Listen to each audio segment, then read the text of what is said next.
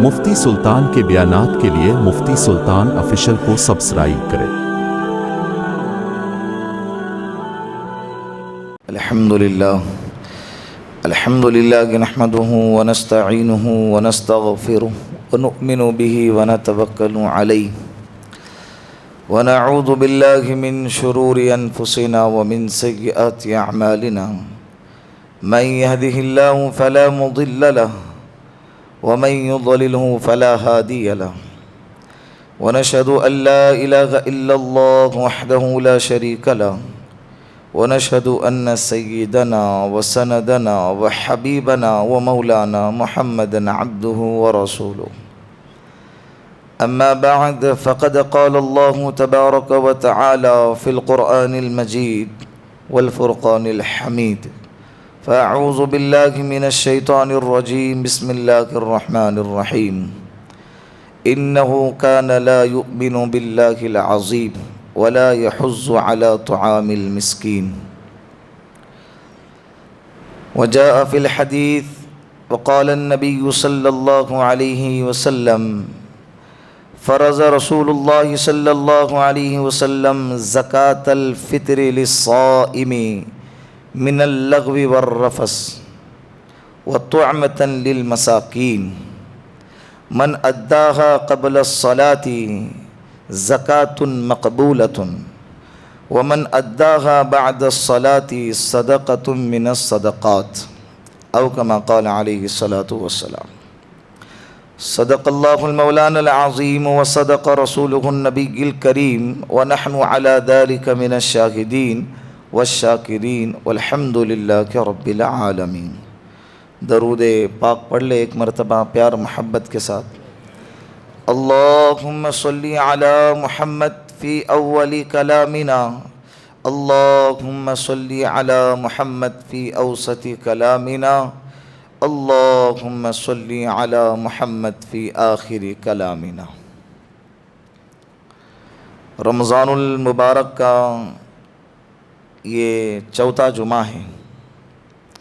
اللہ کا بے انتہا احسان اور کرم ہے کہ اللہ رب العزت نے اس مہینے میں ہمیں 5 جمعہ عطا فرمائے، تو یہ چوتھا جمعہ ہے۔ بڑی فضیلت والے جگہ میں، بڑی فضیلت والے مہینے میں، بڑی فضیلت والے دن میں ہم لوگ زندہ ہے۔ 3 مغفرتیں ایک ساتھ اکٹھی جمع ہوئی ہیں، ایک تو مسجد ہے، دوسرا رمضان کا مہینہ ہے، اور تیسرا جمعہ ہے۔ بس دعا کرتے ہیں کہ اللہ رب العزت ہماری رمضان المبارک کی عبادتوں کو ٹوٹی پھوٹی ہی صحیح قبول فرما لے۔ زکوٰۃ کے دینے کو، روزے کے رکھنے کو، تراویح کے پڑھنے کو، قرآن کی تلاوت کو، اعتکاف میں بیٹھنے کو، صدقات اور خیرات کو، اللہ تمام عبادتوں کو قبول فرمائے۔ گزشتہ جمعہ کو آپ حضرات کے سامنے زکوٰۃ کے مسائل کے بعد مختصر وقت میں، اس لیے کہ وقت باقی نہیں تھا، اعتکاف کی فضیلتیں آپ کو سنائی تھی۔ اعتکاف میں بیٹھنا چاہیے۔ جن حضرات کے پاس 10 دن اعتکاف میں بیٹھنے کا وقت نہیں ہے، ان حضرات کے لیے بھی اللہ کے رسول نے بشارت سنائی ہے۔ جس طرح سے وہ حدیث نہیں ہے کہ اللہ کے رسول نے فرمایا کہ اگر کسی بندے کو اللہ 3 بیٹی دے دے اور وہ اس کی اچھی طرح پرورش کرے، اس کو پالے پوسے، اور بالغ ہونے کے بعد اس کا اچھی جگہ پہ نکاح کرا دے، تو اس پر جنت واجب ہو گئی۔ تو ایک صحابی کھڑے ہو گئے، یا رسول اللہ اگر کسی کی 2 بیٹی ہوں تو؟ اللہ کے رسول نے فرمایا 2 ہو تب بھی۔ پھر ایک صحابی کھڑے ہو گئے، یا رسول اللہ اگر کسی کی 1 ہو تو تب کیا کریں گے؟ اللہ کے رسول نے فرمایا تب بھی جنت واجب ہے۔ یعنی اللہ کے رسول صلی اللہ علیہ وسلم نے، اور خاص طور پہ اللہ رب العزت نے ہر انسان کا خیال رکھا ہوا ہے، ہم جیسے نکموں اور کمزوروں کا بھی خیال رکھا ہوا ہے۔ تو 10 دن کے اعتکاف کی فضیلت تو اللہ کے رسول نے فرمائی کہ کان لہو کا حجتینی و عمرتینی، اس کے لیے 2 حج اور 2 عمرے کا ثواب ملے گا۔ لیکن اگر کسی بندے کے پاس کبھی ہوتا ہے ایسا کہ 10 دن نہیں بیٹھ سکتا، گھریلو حالات ایسے ہیں، ذمہ داریاں ہیں، ذمہ داریوں کا بوجھ اس کے کندھوں پر ہے، تو پورا مکمل 10 دن کا عرصہ نہیں نکال سکتا ہے، یا جاب ہے یا کاروبار ہے، تجارت ہے، بزنس ہے، تو ایسے شخصوں کے لیے اللہ کے رسول نے فرمایا کہ جو شخص 1 دن کا بھی اعتکاف کرے گا، اللہ رب العزت اس کے اور جہنم کے بیچ میں کل قیامت کے دن 3 خندقیں آڑ لگا دیں گا۔ کتنی خندقیں؟ 1 دن کا اعتکاف۔ کتنے دن؟ 1 دن۔ 2 دن گزر گئے، 7-8 دن باقی ہے۔ تو لہٰذا میں آپ لوگوں سے گزارش کرتا ہوں کہ 1 دن میں اتنی بڑی فضیلت، وہ پیسے دے دے کے کرونا کا ٹیکہ لگا رہے تھے نا، جان سے بچنے کے خوف سے، موت کے ڈر سے ٹیکہ لگا رہے ہیں، ویکسین لے رہے ہیں، اس کے اندر پیسے خرچہ کر رہے ہیں، آئسولیٹ ہو رہے ہیں، آکسیجن لگا رہے ہیں، جو مرضی ہے۔ اس وقت میں موت کا ڈر اتنا تھا کہ سامنے والا جو بولے گا، تب موت کا ڈر اتنا ہے تو کل قیامت کے دن موت ہی نہیں ہوں گی، موت کو ہی مار دیا جائے گا۔ کل قیامت کے دن اللہ رب العزت جنت اور جہنم والوں کے بیچ میں ایک دمبا لائیں گے، موت کو دمبے کی شکل میں لایا جائے گا اور سب کے سامنے اس کو مار دیا جائے گا۔ روایتوں میں لکھا ہے کہ اگر جنتی موت ہوتی تو خوشی کے مارے مر جاتے، اور جہنمی اگر موت ہوتی تو غم کے مارے مر جاتے۔ اب کبھی نکلنا ہی نہیں ہے جہنم سے، اب کبھی نکلنا ہی نہیں ہے جنت میں سے، تو اس وقت موت کو ہی مار دیا جائے گا۔ تو سوچو اس وقت کے حالات کیسے ہوں گے۔ تو اللہ کے رسول نے فرمایا کہ جو 1 دن اعتکاف کریں گا، جہنم کے اور اس کے بیچ میں اللہ 3 بڑی بڑی خندقیں آڑ لگا دیں گا۔ ایک خندق زمین و آسمان کے مسافت کے برابر ہے۔ تو اسی لیے جن حضرات کو ابھی 8 دن بچے ہیں، وقت ہے 1 دن، 2 دن، 3 دن اپنے اپنے علاقے میں، اپنی اپنی مسجد میں، جیسے جہاں فرصت ملتی ہے، موقع ملتا ہے، اعتکاف میں بیٹھنے کی کوشش کریں۔ اور ایک بات، اعتکاف میں بیٹھنے کے بعد اپنے اوقات کو ضائع نہ کریں۔ تفریح کے لیے، آرام کرنے کے لیے، انجوائے کرنے کے لیے اعتکاف میں بیٹھ رہے، اگر یہ نیت ہے، اللہ کے رسول نے فرمایا من ابتغاء وجہ اللہ، صرف اللہ کی رضا کے لیے، لفظ ہے حدیث پاک میں، کیا؟ من ابتغاء وجہ اللہ، اللہ کی رضا شرط ہے۔ اچھا لگ رہا ہے، مست مزہ آتا ہے یار، باتیں چیتیں ہو جاتی ہے، 8-10 لوگ بیٹھے ہوئے ہیں، ایک انجوائمنٹ ہو جاتا ہے۔ اگر یہ نیت ہے تو آپ کا بیٹھنا بیکار ہے، ثواب کے بجائے گناہ ملے گا، ثواب کے بجائے گناہ ملے گا۔ اسی طرح مردوں کے لیے یہ ہے تو عورتوں کے لیے بھی یہی فضیلت ہے۔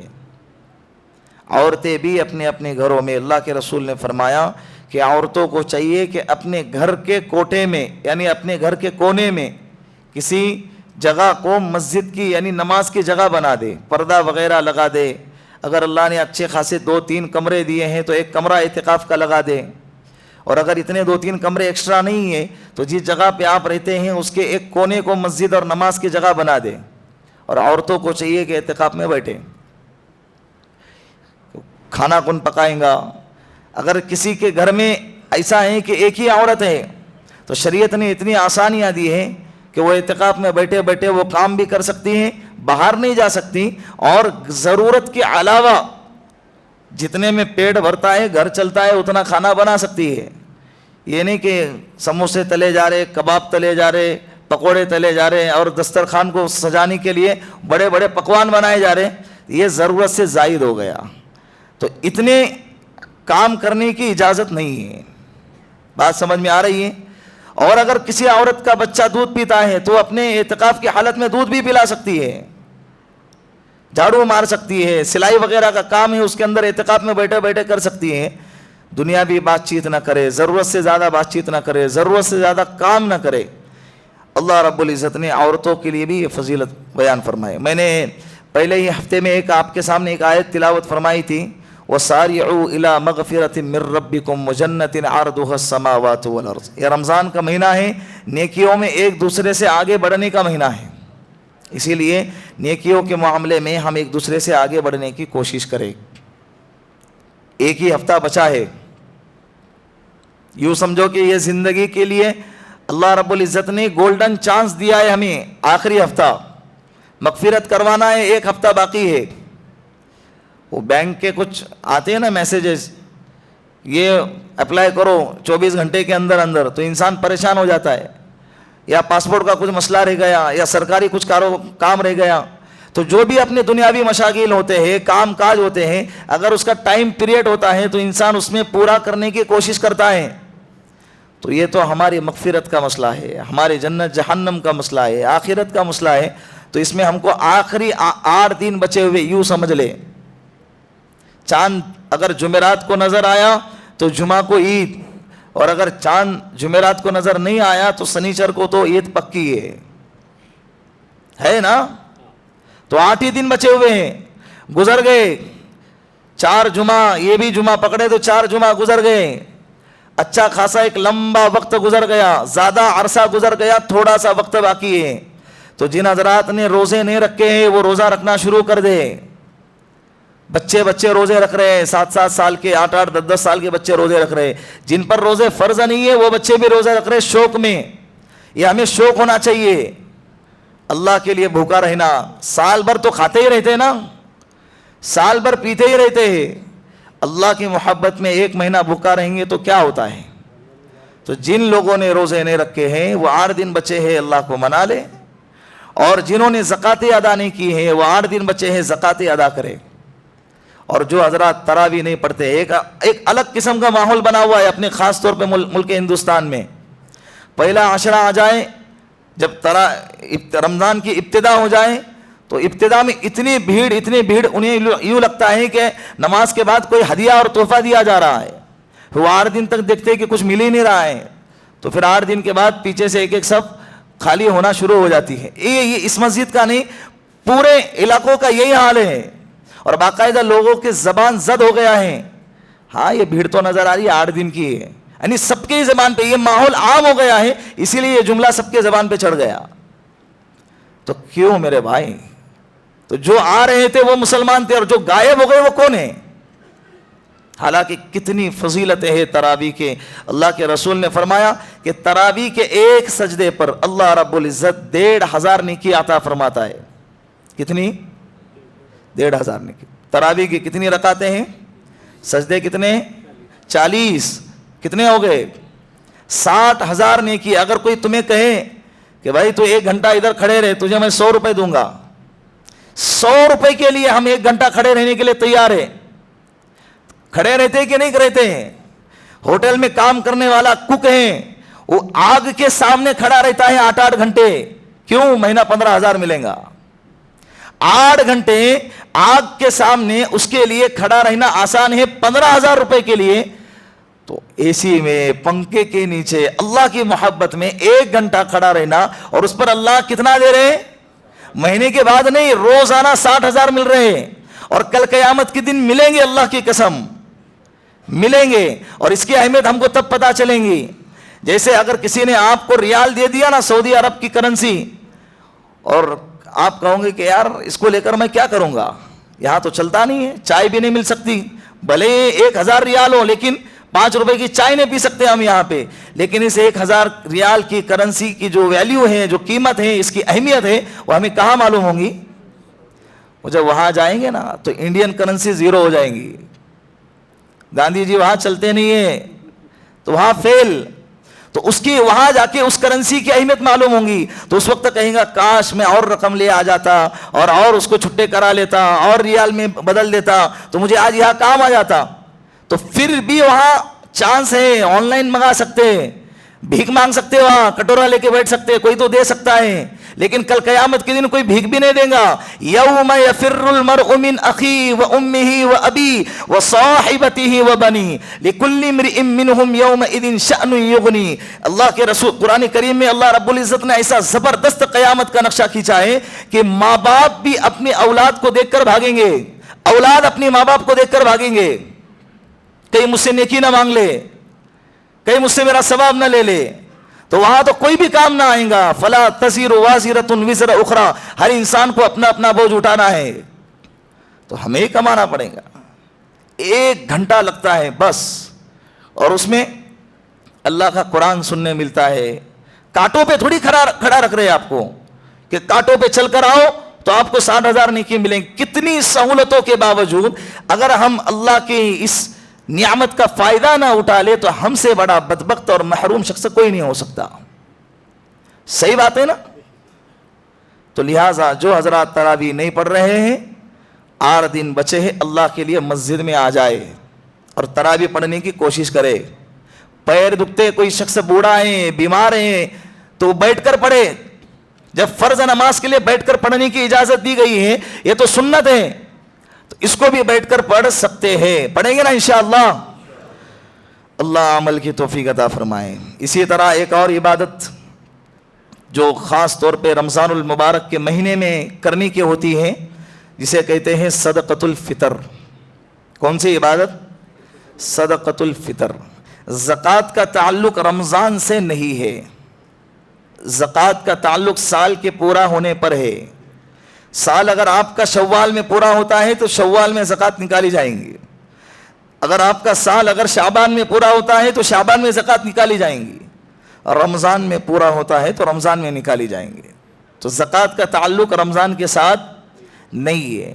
لیکن جو عبادت صدقہ فطر ہیں, اس کا تعلق خاص طور پہ رمضان المبارک کے ساتھ ہے. اللہ کے رسول صلی اللہ علیہ وسلم نے فرمایا کہ جو بندہ عید کی نماز سے پہلے صدقہ فطر ادا کریں گا, اللہ رب العزت روزے کے اندر, سنت پڑھ رہے آپ, وقت دیا جائیں گا آپ کو. تو لہٰذا جو حضرات رمضان المبارک کے مہینے کے اندر عید کی نماز سے پہلے صدقہ فطر ادا کرے گا, تو روزے کے اندر جو کوتاہی, جو غلطی, جو غفلت, جو سستی اور جو کمیاں ہم سے رہ گئی ہیں, اللہ کے رسول نے فرمایا کہ صدقہ فطر سے وہ کمیاں پوری ہو جائیں گی. اور ظاہر سی بات ہے, کلو بنی آدم خطاؤن خیر الخطائین التوابون المستغفرون. اللہ کے رسول نے فرمایا کہ ہر بنی آدم غلطی کرنے والا ہے. غلطیاں کس سے نہیں ہوتی ہے؟ تو روزے کی حالت میں بھی ہم سے بے پناہ غلطیاں ہو جاتی ہیں. روزے کے جو شرائط ہیں اور جو کنڈیشن ہیں, کبھی کبھی یوں ہوتا ہے کہ ہم سے وہ پورے نہیں ہوتے. غیبتیں ہو رہی ہیں, بد نظری ہو رہی ہیں, چغلیاں ہو رہی ہے, جھوٹ بولنا ہو رہا ہے. حالانکہ یہ وہ گناہ ہے کہ جس سے روزہ مکروہ ہو جاتا ہے, اور بعض فقہا کے نزدیک تو روزہ ٹوٹ جاتا ہے. لیکن فتویٰ اس پر ہے نہیں, ورنہ ہمارے سب کے روزے دن میں 10 بار ٹوٹیں گے. شریعت نے صرف 3 چیزوں کے اوپر روزے کا ٹوٹنے کا حکم لاگو کیا ہے: کھانا پینا اور بیوی کے ساتھ ملاقات. تو لہٰذا روزہ رکھنے کے بعد کمیاں, غلطیاں, کوتاہیاں ہر انسان سے ہو جاتی ہے. اب اس کی تلافی کیا ہے؟ جیسے فرض نمازوں کے اندر جب غلطی ہو جائے تلافی سجدے سہو ہے, اسی طرح اگر فرائض کے اندر ہم سستی کرنے لگے, غفلت کرنے لگے, تو اس کی تلافی نوافل کے ذریعے اللہ رب العزت پوری کریں گے. کل قیامت کے دن جب فرائض کو تولیں گے تو کوانٹٹی کے ساتھ کوالٹی بھی دیکھی جائیں گے نا.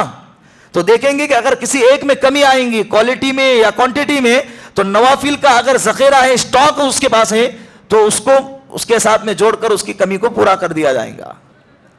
اسی لیے نوافل کی بھی کثرت کرنی چاہیے. یہ نہیں کہ فرض پڑھ لے کے باہر, فرض پڑھ لے کہ سجدے عشق ہو تو عبادت میں مزہ آتا ہے, ورنہ خالی سجدوں میں تو دنیا ہی بسا کرتی ہے. علامہ اقبال کہتے ہیں, لوگ کہتے ہیں کہ فرض ہی تو ادا کرنا ہے, یوں لگتا ہے کہ کوئی قرض لیا ہو رب سے. قرض دے دیے, 4 رکعت پڑھ گئے کلٹی, 2 رکعت پڑھ لیے سیدھا باہر, اور باہر نکل کے کیا کر رہے شیخ صاحب؟ گپا مار رہے ہیں. باہر تو اتنے تیزی سے نکلیں گا جیسے کہ بہت اتنا بڑا تقاضا ہے اسے کہ مسجد میں رہیں گا تو موت آ جائیں گی. اللہ کے رسول نے فرمایا کہ جو بندہ مسجد میں اس کا دل لگا رہے, اٹکا رہے, اس بندے کی نیک ہونے کی گواہی دو, نیک ہونے کی. اور ہم اگر مسجد میں بیٹھے بھی تو دنیا کی باتوں کے علاوہ کچھ کریں گے نہیں, تو مسجد میں رہ کے دنیاوی باتیں کرنا تو ناجائز ہے, یہ الگ ٹاپک ہے. لیکن نماز, فرض نمازوں کے بعد تھوڑی دیر مسجدوں میں بیٹھ کے اللہ کو یاد کیا کرے, ذکر و اذکار کیا کرے, نوافل پڑھا کرے, سنتیں پڑھا کریں. انشاءاللہ کل قیامت کے دن فرائض کی کمی کو اللہ پورا کریں گے. تو اسی طرح روزے کی حالت میں جو کمیاں، جو غفلتیں، جو سستی اور جو کوتاہیاں ہوئی ہیں ہم سے، یہ صدقہ فطر کے ذریعے اللہ کے رسول نے فرمایا اس کی کمی پوری کی جائیں گی. اسی لیے صدقہ فطر کو واجب کیا ہے. اللہ کے رسول نے فرمایا طعمۃ للمساکین، 2 فائدے ہیں. ایک تو کمی پوری ہوں گی روزے کی کوتاہی کی، اور دوسرا فائدہ مسکینوں کا فائدہ ہوگا، غریبوں کا فائدہ ہوگا. غریبوں کا بھی خیال رکھا ہوا ہے. اور عید سے پہلے پہلے دینا چاہیے، عید سے پہلے پہلے دینا. فی ھذا الیوم، یعنی اللہ کے رسول نے فرمایا اغن المساکین فی ھذا الیوم، یعنی عید کے آنے سے پہلے پہلے مساکین کو ان کا حق دے دیا جائے، تاکہ وہ بھی بیچارے شاپنگ کریں اور اپنے بچوں کے لیے کپڑے لے کر آئے، اپنے بچوں کے لیے جو ضرورت کے سامان ہے وہ لے کر آ جائے عید کی نماز سے پہلے پہلے. اللہ کے رسول نے فرمایا من اداہا قبل الصلاۃ زکاۃ مقبولۃ، اگر کوئی بندہ عید کی نماز سے پہلے پہلے صدقہ فطر ادا کرے گا تو اس کا یہ صدقہ فطر ایک باقاعدہ زکات مقبولہ، مقبول صدقے کے برابر مانا جائے گا. اور اگر من اداہا بعد الصلاۃ صدقۃ من الصدقات، اگر کوئی بندہ عید الفطر کے بعد صدقہ فطر ادا کرتا ہے تو اس کو صدقے کا ثواب ملے گا. صدقہ فطر کا اور جو زکوٰۃ کا اور مقبول زکوٰۃ کا جو اللہ کے رسول نے فرمایا ہے وہ ثواب نہیں ملے گا. تو لہٰذا 8 دن بچے ہوئے ہیں، جن حضرات نے صدقہ فطر نہیں نکالی ہے وہ ابھی سے تیاری کرے نکالنے کی. صدقہ فطر اس کے ضروری مسائل ہیں جو آپ حضرات کے سامنے بیان کرنا ضروری ہے. صدقہ فطر کس پر واجب ہے؟ زکوٰۃ جس پر واجب ہے اس پر صدقہ فطر واجب ہے. جس پر زکوٰۃ واجب ہے اس پر صدقہ فطر بھی واجب ہے. دونوں میں فرق یہ ہے کہ زکوٰۃ کے لیے مال کا سال بھر گزرنا ضروری ہے، تیرے پاس مال ہے اس پر سال گزرنا ضروری ہے، لیکن صدقہ فطر کے لیے نہیں. اگر کوئی بندہ صبح صادق، عید کے دن صبح صادق سے پہلے 1 گھنٹہ پہلے اگر مالدار ہو گیا، 1 منٹ پہلے اگر مالدار ہو گیا تو اس پر صدقہ فطر واجب ہے. کوئی بچہ پیدا ہو گیا صبح صادق سے پہلے تو باپ کے اوپر اس بچے کی طرف سے صدقہ فطر دینا ضروری ہے. بات سمجھ میں آ رہی ہے؟ زکوٰۃ میں اور اس میں یہ فرق ہے. اور دوسرا فرق زکوٰۃ اور صدقہ فطر کا یہ ہے کہ زکوٰۃ کے اندر مال نامی کا ہونا ضروری ہے. مال نامی، مال نامی کہتے ہیں بڑھنے والا مال، جیسے سونا ہے، قیمت دن بدن بڑھتی جاتی ہے. تجارت کا مال، لائے تھے 100 میں بیچ رہے 150 میں، 1000 میں لائے تھے 1500 میں بیچ رہے. زمین ہے 1 لاکھ میں خریدی ہے 2 لاکھ میں بیچ رہے. یہ بڑھنے والا مال، اس کو مال نامی کہتے ہیں. نشو نما کہتے ہیں نا، نشو نما، یہ نما اسی سے ہے کہ بڑھوتری. تو یہ زکوٰۃ کے اندر شرط ہے، لیکن یہ صدقہ فطر میں شرط نہیں ہے. تمہارے پاس اتنا مال کا اسٹاک ہے اور تم نے بیچنے کے لیے بھی نہیں لے کر آئے ہیں، لیکن اس کے باوجود تم پر صدقہ فطر آئیں گا. زکوٰۃ نہیں آئیں گی لیکن کیا آئیں گا؟ صدقہ فطر آئیں گا. یہ صدقہ فطر اور زکوٰۃ کے اندر فرق ہے. جو مریض رمضان کے روزے نہ رکھ سکا، بعض لوگ یہ سوچتے ہیں میں نے رمضان کے روزے نہیں رکھا ہے تو کیا مجھ پر بھی صدقہ فطر اس پر بھی آئیں گا. صدقہ فطر ایک الگ عبادت ہے اور رمضان کے روزے رکھنا ایک الگ عبادت ہے. ایک عبادت نہیں کیا اس کے لیے دوسری عبادت کا چھوڑنا نہیں چاہیے، چھوڑا نہیں جائے گا. صدقہ فطر کی شرعی مقدار کیا ہے؟ بہت سارے لوگ پوچھتے ہیں کتنا دینا ہے، کیا دینا ہے. اصل میں سال میں 1 مرتبہ دینا ہوتا ہے نا، اس لیے بھول جاتے ہیں، اس لیے ہر سال اس کو دہرانا پڑے گا. تو صدقہ فطر کی مقدار میں 4 چیزیں ہیں جو دینا ہے، وہ 4 چیزیں صدقہ فطر میں دینا ہے. نمبر 1 کشمش، منقع جسے کہتے ہیں. نمبر 2 چھوارے، کھجور. نمبر 3 جو. اور نمبر 4 گیہوں. یہ 4 چیزیں صدقہ فطر میں دی جاتی ہے. 4 چیزیں دینا ہے یا ان کی قیمت دینا ہے. اب کتنا دینا ہے تو اس کی مقدار یہ ہے کہ اگر کوئی بندہ گیہوں کا صدقہ فطر دیتا ہے تو اس کو چاہیے کہ 1.25 کلو. کتنا؟ 1.25 کلو. اصل میں ہے نصف سا، اور نصف سا بنتا ہے 1 کلو 540 گرام 680 ملی گرام کا. تو سب جوڑ جاڑ کے فقہاء کرام نے یہ لگا دیا کہ 1.25 کلو. 2.25 किलो घी देना है। फी नफर, एक आदमी घर में 10 अफराद हैं तो एक आदमी का 2.25 किलो घी या उसकी कीमत देना है। और जो घी जो हम खाते हैं वो नहीं कि राशन से लाकर एक थैला लाकर रख दिए, जो आ रहा है मक्का उठा के जो भी फकीर मांगने के लिए आ रहा है एक जगह उठा के उसको उसके झोले में डाल रहे और कह रहे कि सदक़े फितर अदा हो गया। जो हम घर में खाते हैं उस क्वालिटी का घी सदक़े फितर में देना जरूरी है। तो घी की मिकदार कितनी है? 2.25 किलो। कीमत बनती है 70 रुपए। 40 रुपए की अगर 1 किलो मान लेते हैं तो 70 रुपए के एतबार से फी नफर एक आदमी अपने 70 रुपए के हिसाब से सदक़े फितर देगा। दूसरे नंबर पे जौ, तीसरे नंबर पे किशमिश खजूर, चौथे नंबर पे किशमिश। ये तीनों की मिकदार एक सा कहते हैं 3.5 किलो। कितना? 3.5 किलो। 3.5 अगर कोई किशमिश की सदक़े फितर दे रहा है तो 3.5 किलो देना जरूरी है, और अगर कोई खजूर की सदक़े फितर दे रहा है तो 3.5 किलो देना जरूरी है, और अगर कोई जौ की दे रहा है तो 3.5 किलो देना जरूरी है। बात समझ में आ रही है? खजूर की कीमत अगर 300 रुपए किलो अगर लगाते, 200 रुपए किलो अगर लगाते तो 700 रुपए के एतबार से 3.5 किलो बनता है। तो एक आदमी, एक घर में 5 अफराद है तो एक आदमी अपनी कीमत 750 रुपए लगा ले, 700 रुपए लगा ले, तो इस एतबार से 5 लोगों का कितना बनता है वो सदक़े फितर में अदा करें।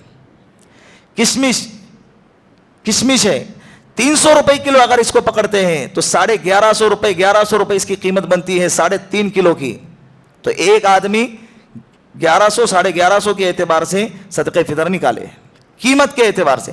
जो अगर है 280 रुपए 270 रुपए की 3.5 किलो जो मिलती है मार्केट में, इस एतबार से सदक़े फितर अदा करें।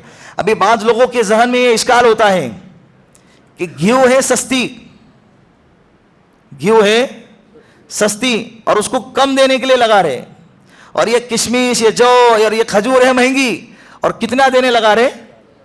3.5 किलो देने लगा रहे। हालांकि वो महंगी है तो कम देने लगाना चाहिए, और ये सस्ती है तो ज्यादा देने लगाना। अल्लाह के रसूल सल्लल्लाहु अलैहि वसल्लम के जमाने में और खास तौर पर अरब के इलाके में और खास तौर पर मदीनतुल मुनव्वरा के अंदर गेहूं की पैदावार नहीं थी, बहुत कम मिलता था। बाकायदा गेहूं के आटे को वो लोग स्टॉक करके रखते थे, कोई मेहमान आ जाए तो चपाती बनाकर खिला दे।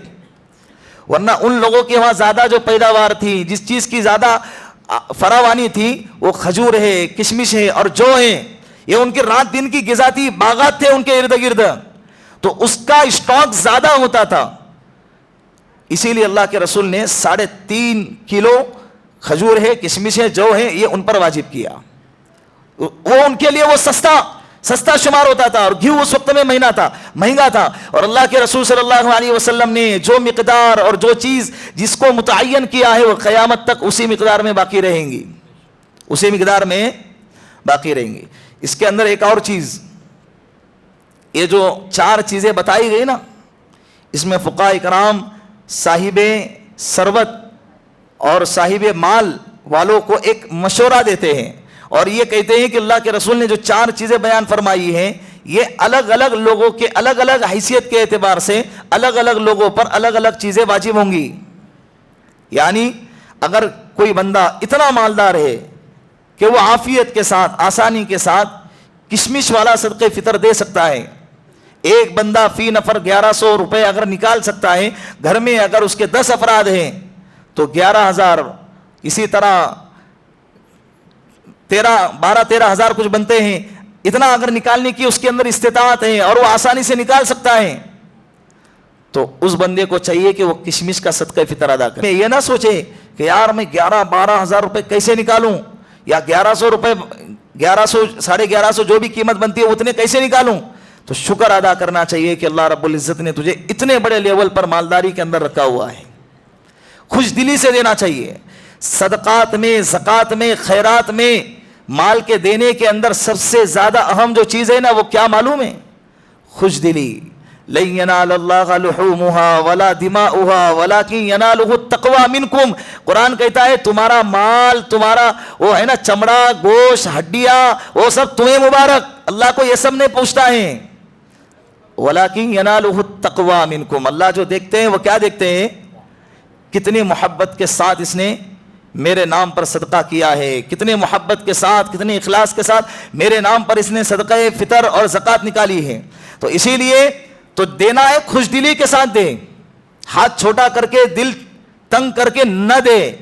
تو جن حضرات کی یہ کیپیسٹی ہے کہ وہ کشمش کا صدقہ فطر دے سکتا ہے، ان لوگوں کو چاہیے مالداروں کو کہ وہ کشمش کے اعتبار سے دے دے، ورنہ کیا ہوتا ہے مالدار بھی گھیو کا دے رہا ہے، گھیو والا بھی گھیو ہی صدقہ فطر میں نکال رہا ہے، یہ نہیں ہونا چاہیے۔ اور اگر کسی کے لیول اس سے نیچے ہیں کہ وہ بندہ 700 سے 750 کھجور کے اعتبار سے صدقہ فطر نکال سکتا ہے، تو اس کو چاہیے کہ اپنی حیثیت کے اعتبار سے فی نفر ایک آدمی کے اعتبار سے 700 کے حساب سے صدقہ فطر ادا کرے۔ اگر کوئی بندہ 250 دے سکتا ہے 250 دے دے۔ دو فائدے ہیں، ایک تو آپ کا بھی فائدہ ہے، ثواب ملیں گا، روزوں کی کوتاہی دور ہو جائیں گی، اور دوسرا فائدہ یہ ہے کہ بیچارے غریبوں کا فائدہ ہو جائیں گا، غریبوں کا فائدہ ہو جائے گا۔ اتنا دو صدقہ فطر، اتنا دو کہ سامنے والا بندہ مانگنے سے بے نیاز ہو جائے۔ اللہ کے رسول نے فرمایا کہ صدقہ فطر ایک فقیر کو بھی دے سکتے ہیں کہ اتنا دے دے کہ بیچارہ مانگنے سے کیا ہو جائے۔ لیکن ہمارے زمانے میں فقیر ایسے ہے نہیں، مل گیا بھر گیا پھر بھی دوسروں سے مانگیں گے، پھر بھی بھر گیا تیسرے سے مانگیں گے، پھر بھی بھر گیا چوتھے سے مانگیں گے، وہ بھرتے رہیں گے، اس کی مانگنے کی عادت کبھی جانے والی۔ لہٰذا جو محتاج ہیں اس کو دیکھ کر، مستحق کو دیکھ کر وہ صدقہ فطر ادا کریں۔ کسی کی حیثیت گھیو کی ہے وہ گھیو ادا کریں۔ بڑی اولاد کی طرف سے صدقہ فطر، جوائنٹ فیملی کے اندر باپ سب کا ہیڈ ہوتا ہے، تو اور گھر میں اولاد بالغ ہو چکی ہے، بڑی ہو چکی ہے، نکاح بھی ہو گئے، ان کے بچے بھی ہو گئے، اگر باپ سب کی طرف سے بالغ اولاد کی طرف سے بھی ادا کرتا ہے تو صدقہ فطر ادا ہو جائیں گا، لیکن باپ پر واجب نہیں ہے اگر اولاد بالغ ہو گئی ہے تو۔ اگر اولاد نابالغ ہیں تو باپ پر لازم ہے، اولاد اگر بالغ ہیں تو باپ پر لازم نہیں ہے، ادا کریں گا تو ادا ہو جائیں گا۔ بیوی کا صدقہ فطر اگر شوہر ادا کرے تو ادا ہو جائیں گا۔ شاپنگ کون کرتا ہے؟ بیوی کی شاپنگ شوہر ہی کرتے ہیں نا، وہاں ہزاروں اڑاتے ہیں، حالانکہ لازم نہیں ہے، شوہر پہ لازم نہیں ہے، لیکن اگر ادا کرے تو ادا ہو جائیں گی۔ مرحومین کی طرف سے صدقہ فطر نہیں ہے، یہ زندوں کے لیے ہے۔ میں نے کہا نا کہ صبح صادق سے 1 منٹ پہلے اگر کوئی پیدا ہو گیا اس پر صدقہ فطر ہے، اسی طرح صبح صادق سے 1 منٹ پہلے بھی اگر کوئی مر گیا تو اس کا صدقہ فطر نہیں، ساقط ہو جائیں گا۔ صدقہ فطر کی ادائیگی کا مستحب وقت صبح صادق، عید کے دن صبح صادق سے پہلے عید کی نماز کے بعد دیں گے، ثواب ملے گا، لیکن وہ والا ثواب نہیں ملے گا جو نکاح میں بیٹھے قبول ہے بول تو دلہا خاموش بیٹھا ہے، وہ باہر نکل کے بولتا قبول ہے، اس کو بولے وہاں بولنے کا تھا اندر۔ جب وہ قاضی صاحب پوچھ رہے تھے نا کہ فلاں کے ساتھ تیرا نکاح قبول ہے، تو اس وقت خاموش رہا، سوچ رہا کہ کروں کہ نہیں کروں، قبول ہے بولو کہ نہیں بولو، اور باہر نکل کے سمجھ میں آیا کہ مجھے کیا پوچھ رہے تھے، تو پھر وہاں چلا کے کہنے لگا قبول ہے قبول ہے قبول ہے۔ وہ قبول رمضان المبارک میں ادا کرنا ہے، رمضان سے پہلے ادا کریں گے ادا نہیں ہوگا۔ عید کی نماز کے بعد صدقہ فطر آ گیا، صاحب حیثیت لوگوں کے لیے مشورہ وہ بھی آ گیا۔ فطرے کی رقم مسجد کو دینا جائز نہیں ہے، جس طرح سے زکوٰۃ کی رقم مسجد کے لیے نہیں چلتی، اسی طرح صدقہ فطر کی رقم بھی مسجد کو نہیں چلتی۔ اللہ نے کیا زبردست نظام بنایا ہوا ہے۔ حالانکہ اگر یہ نظام کسی مخلوق کے ہاتھ میں ہوتا تو جیسے نہیں کہ میں کوئی سوشل فاؤنڈیشن وغیرہ کوئی چلا رہا ہوں، سب چلتا، آنے دو، صدقہ آنے دو، فطرہ آنے دو، سود آنے دو، یہ آنے دو، وہ آنے دو، مجھے فائدہ ہوگا نا۔ تو یہ گھر میرے اللہ کا ہے، تو اللہ کا نظام بھی بڑا زبردست۔ اللہ نے زکوٰۃ، صدقہ فطر، صدقہ مسجد کے لیے حلال ہی نہیں رکھا ہے، دینا ہے پاک صاف ستھرا مال دو۔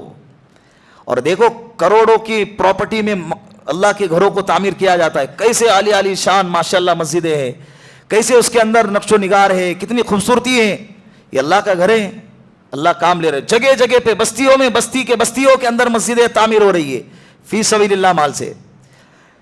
غیر ملکی شخص کا صدقہ فطر کس حساب سے نکالے؟ ایک بندہ انگلینڈ میں ہے اور اس کے سارے فیملی والے ادھر ہیں، فون کر کے بول رہا ہے میرے اعتبار سے میرا بھی صدقہ فطر تم ادا کرو اور وہی دے دو، تو وہاں کی قیمت لگائی جائیں گی کہ یہاں کی؟ وہاں کی لگائی جائیں گی، یہاں بنتی ہے 1000، وہاں بنتی ہے 3000، تو وہاں سے وہ جو قیمت بنتی ہے 3000، اس اعتبار سے صدقہ فطر نکالی جائیں گی.